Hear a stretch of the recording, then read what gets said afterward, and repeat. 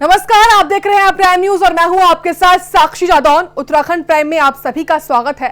देहरादून में corona control को लेकर प्रदेश सरकार सख्त हो गई है। आपको बता दें, उत्तराखंड में एक हफ्ते का और कर्फ्यू बढ़ा दिया गया है। प्रदेश में 1 जून तक के लिए लागू रहने वाला है अब कर्फ्यू। शासन ने नई गाइडलाइंस को भी जारी कर दिया है।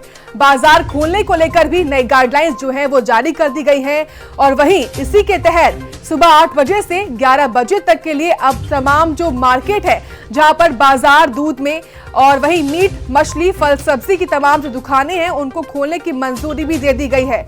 इसी के साथ सुबह 8 बजे से दोपहर 12 बजे तक आवश्यक खरीदारी के लिए भी आवाजाही पर छूट रहने वाली है।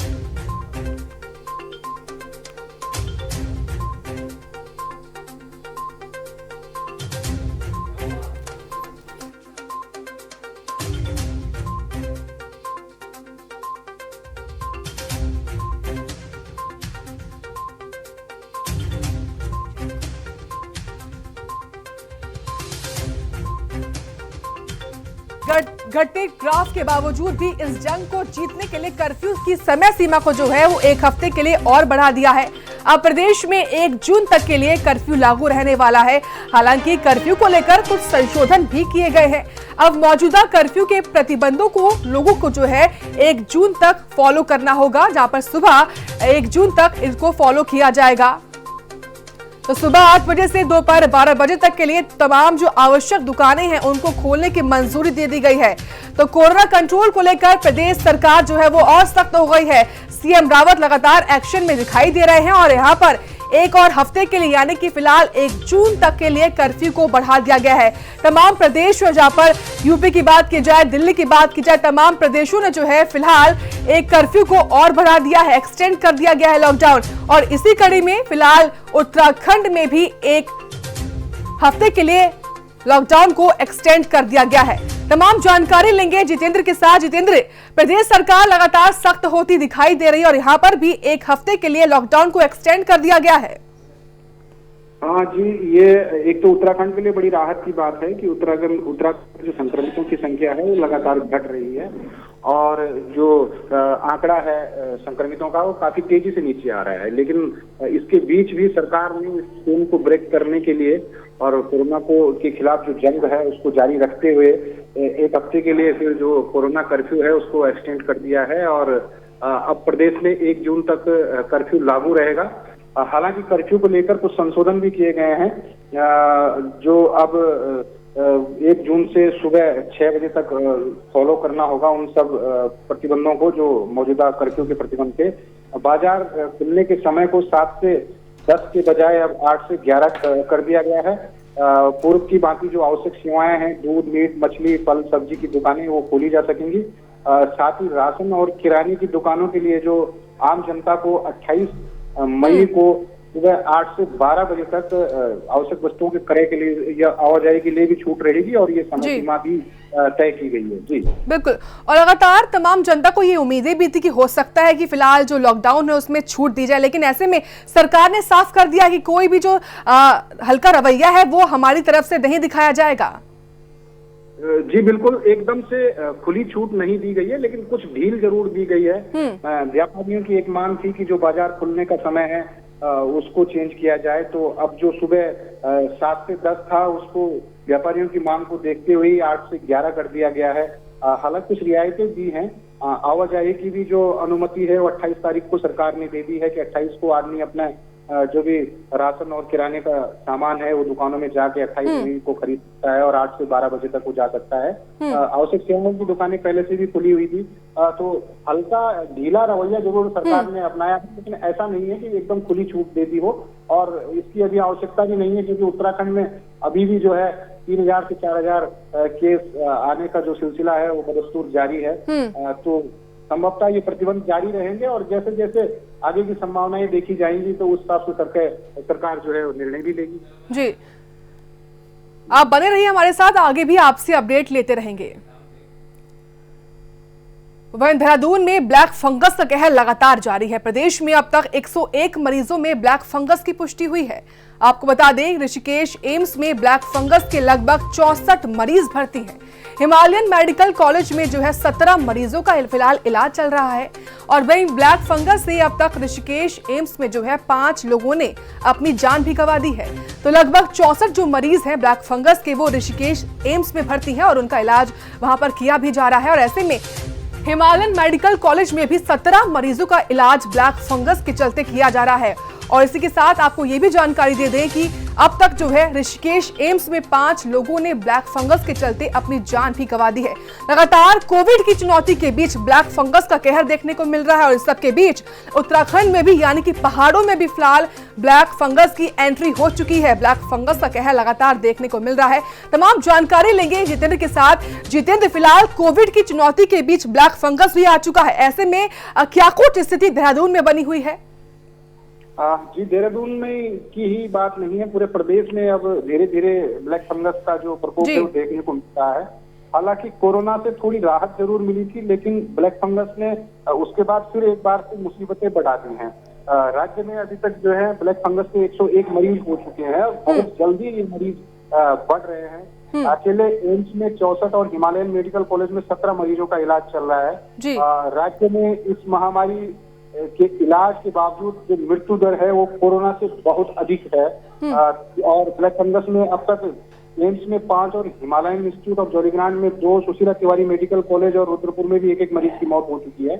तो इससे सहज अंदाजा लगाया जा सकता है कि इतने कम समय में ब्लैक फंगस ने कितनी तेजी से दस्तक दी है।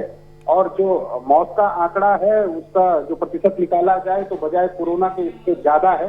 तो ऐसे में एक मुसीबत की बात तो है ही। और स्थितियां भी अभी तो तक तो कोई ज्यादा विकराल नहीं है, लेकिन जिस तरीके से ये बढ़ रहा है उससे ये नहीं कहा जा सकता कि ये मुसीबत बन के भी कभी आ सकता है। और सरकार भी अपने स्तर पर पहले से ही तैयारी कर रही है। जगह जगह जो वार्ड है वो बनाए गए हैं, कहीं सर्जरी की व्यवस्थाएं कर दी गई हैं अगर किसी की आंखों में इसका इन्फेक्शन हो रहा है, और लगातार इलाज भी मुहैया कराया जा रहा है। इसकी जो दवाइयां। बहुत बहुत शुक्रिया आपका तमाम जानकारी हमको देने के लिए। वहीं देहरादून में कोरोना कर्फ्यू का प्रवासियों पर असर दिखाई दे रहा है। आपको बता दें, कोरोना कर्फ्यू में 1 लाख प्रवासी प्रदेश में लौटे हैं और वहीं प्रदेश में सबसे अधिक अल्मोड़ा और पौड़ी में लौटे हैं प्रवासी। तो अल्मोड़ा में 31,000 और पौड़ी में लगभग 22,000 प्रवासी लौटे हैं। 21 अप्रैल से 22 मई तक प्रदेश में 1,667 प्रवासी लौटे हैं। इसी के साथ सबसे कम उत्तरकाशी जनपद में 861 प्रवासी लौटे हैं। जो प्रवासियों के लौटने का सिलसिला है उत्तराखंड में लगातार जारी है और इसी कड़ी में सबसे कम जो है उत्तरकाशी में लौटे हैं, जहां पर केवल 861 प्रवासी जो है जनपद उत्तरकाशी में लौटते हुए दिखाई दिए हैं। तो साफ तौर से कोविड कर्फ्यू का जो असर है उत्तराखंड में दिखाई दे रहा है और जहां पर लगभग 1 लाख प्रवासी प्रदेश में लौटे हैं और सबसे अधिक अल्मोड़ा जिला और पौड़ी जिले में प्रवासी लौट रहे हैं। तमाम जानकारी लेंगे। लगातार जितेंद्र बने हुए हैं। जितेंद्र, लगातार जो लौटने का सिलसिला है प्रवासियों का वो लगातार जारी है। कोई आदमी परेशान होता है तो अपने घर और परिवार का रुख करता है, और ये कोरोना महामारी भी एक ऐसी चीज है जिसने लोगों को दुख ही दिया है। कोई बहुत खुशी से अपने घर नहीं लौट रहे हैं। सब परेशानी के दिनों को देखते हुए और अपनी आर्थिक स्थिति पे जो इसने प्रभाव डाला है उसको देखते हुए घरों को लौट रहे हैं। ये हर प्रदेश में अमूमन यही सब स्थितियां बनी हुई हैं। लेकिन उत्तराखंड की अगर बात करें तो लगभग 1 लाख प्रवासी जो है वापस अपने प्रदेश को आए हैं विभिन्न जगहों से। सबसे ज्यादा उत्तराखंड के अल्मोड़ा और उसके बाद पौड़ी जनपद में लोग लौटे हैं।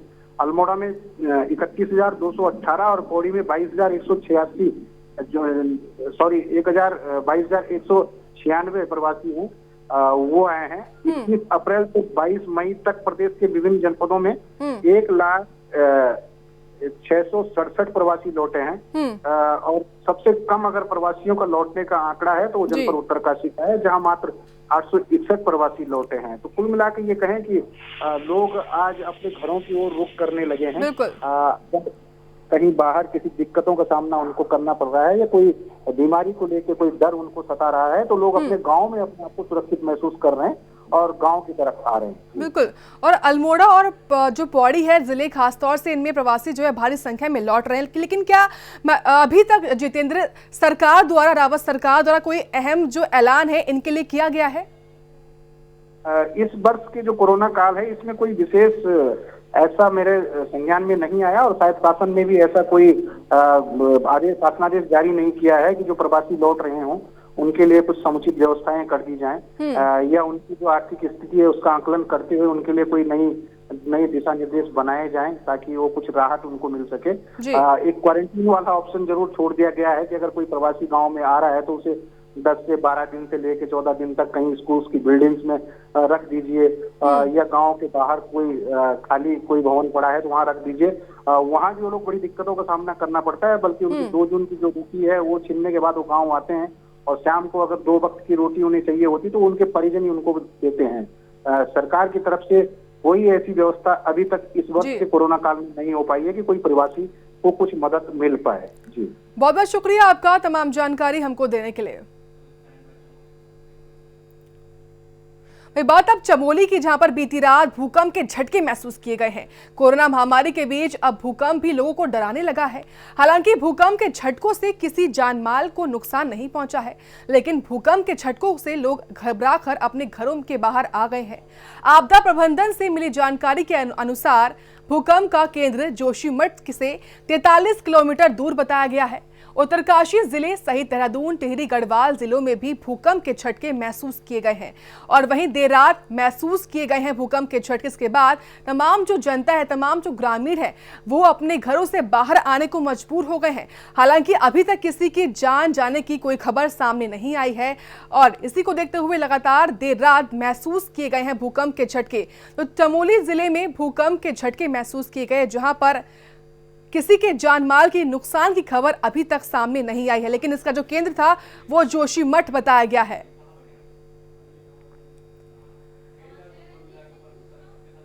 तो चमोली में बीती रात भूकंप के झटके महसूस किए गए, जिसका जो केंद्र था वो जोशीमठ बताया गया है।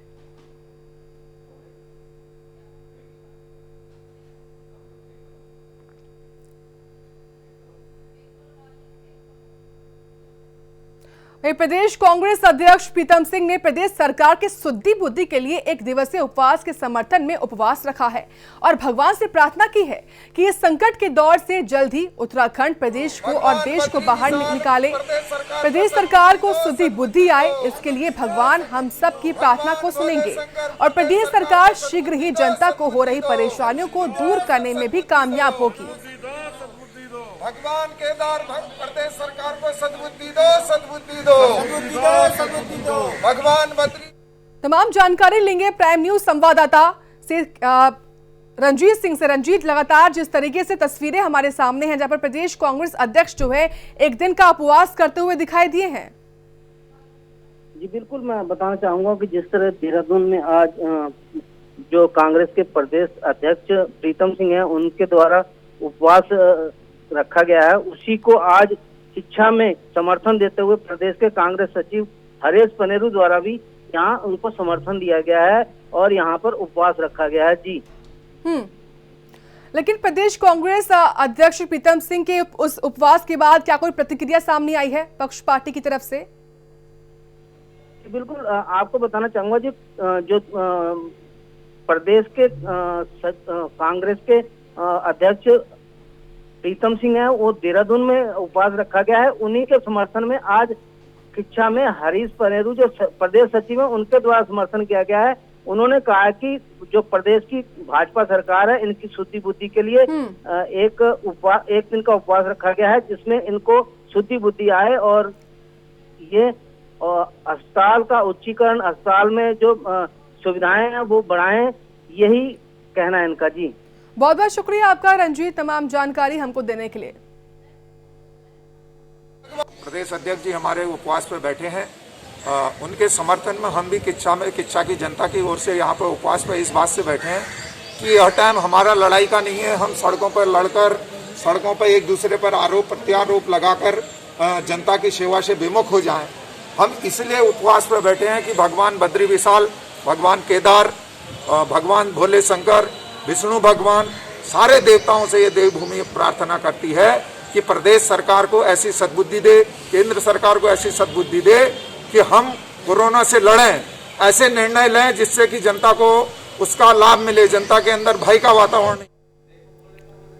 वहीं कोविड के बढ़ते संक्रमण से जनता को बचाने के लिए टिहरी में फ्रंटलाइन पर काम करने वाले पुलिसकर्मियों, पत्रकारों और ग्रामीणों को मेडिकल टिकट का वितरण किया गया है। पत्रकारों ने से वार्ता करते हुए कहा गया है कि ग्रामीण क्षेत्रों में कोरोना संक्रमण फैलाने के चलते ग्रामीणों ने उनसे क्षेत्र में दवाइयां उपलब्ध करवाने की मांग की थी, जिस पर उन्होंने कांग्रेस कार्यकर्ताओं के साथ मिलकर मास्क, सैनिटाइजर और दवाइयों की किट भी बनाई है, जिन्हें गांव-गांव तक पहुंचाया भी जा रहा है। तस्वीरें आपके सामने हैं जहां पर विधायक ने मेडिकल किट का वितरण किया है और पहुंच कर पुलिस कर्मियों को, पत्रकारों को और साथ में तमाम जो ग्रामीण हैं उनको भी मेडिकल किट का वितरण किया गया है।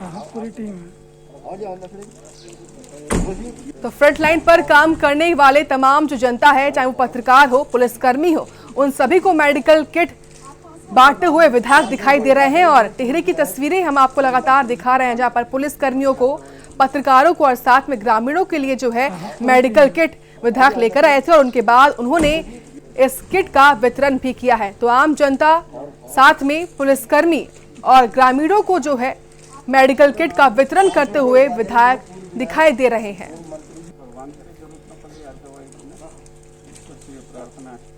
पूरी टीम है।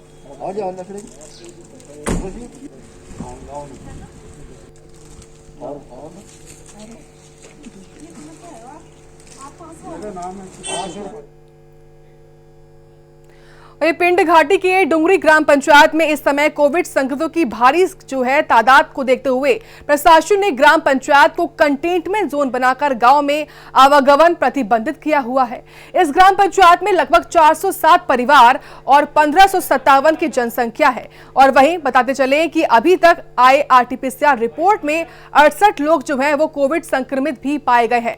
इसी के साथ फिलहाल के लिए उत्तराखंड प्राइम में इतना ही। आप देखते रहिए प्राइम न्यूज।